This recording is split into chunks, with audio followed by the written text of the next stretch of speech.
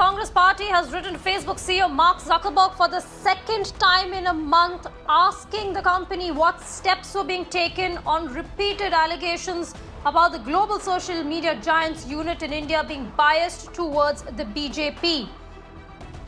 The Congress writing to Facebook once again, asking what steps were taken by Facebook. Meenakshi Banja joins us for more on this. Meenakshi, a second letter coming in from the Congress party to Facebook CEO Mark Zuckerberg. Just take us through what the key points they have raised in this letter.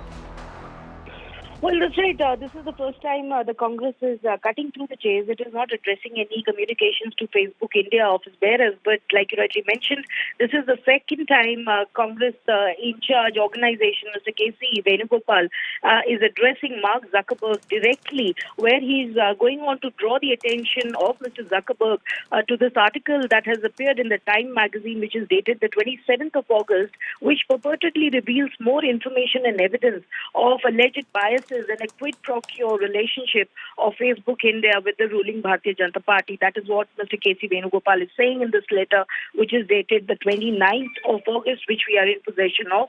And he's also telling Mr. Zuckerberg as to how the Congress party will be pursuing legislative and judicial actions in India to ensure that a foreign company cannot continue to cause social disharmony in the nation for the pursuit of private profits. These are the excerpts of Mr. Venugopal's letter to Mr. Zuckerberg, and it's very interesting because our viewers will recall that the Facebook row has been on the pot boiler for a fair bit of time in India. We have seen top union ministers of the ruling government also try and rebut such allegations, which again gives it a very interesting twist, Aarti. And today our viewers will recall it was Rahul Gandhi himself who annexed this particular article that had appeared in the Time magazine, which is a very well-renowned magazine globally, to question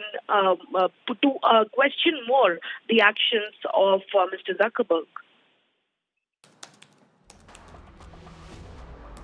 Right, Meenakshi, thanks so much for bringing us that update. Presumably, there's going to be no response coming in from Mark Zuckerberg. We'll keep a close eye on that, though.